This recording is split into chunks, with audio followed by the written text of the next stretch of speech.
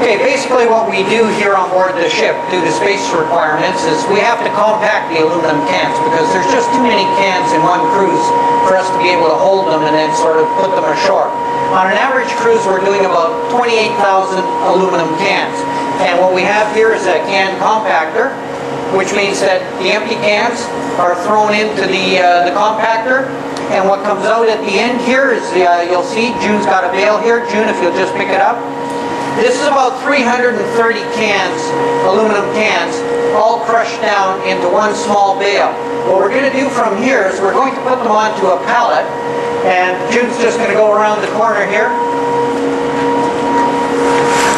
And during the cruise, every day we're basically compacting cans.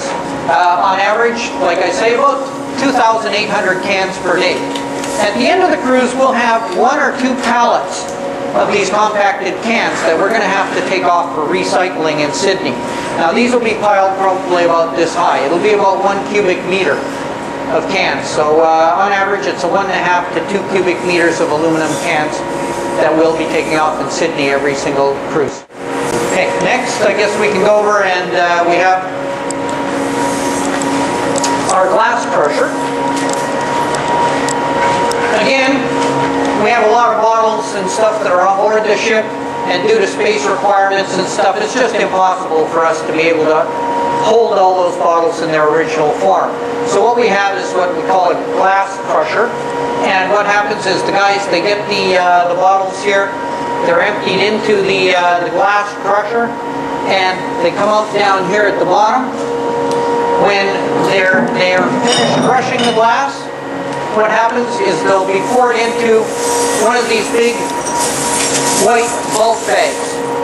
Now, what Francis is doing here right now is he's just double checking the bag to make sure that there's no bottle caps, there's no limes in the crushed glass itself. Because according to the Australian regulations, of course, if it's food contaminated, there's limes or caps or anything that's in the glass, then it would be considered quarantine waste and we wouldn't be able to land it for recycling.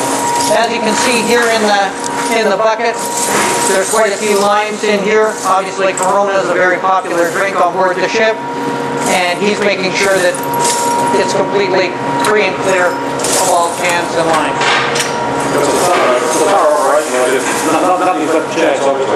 You can't leave anything to chance, because if we don't meet the legal requirements and the regulations in the local country, of course, then we could be subjected to fines. Down at this end down here, we go down to the shredders and incinerators.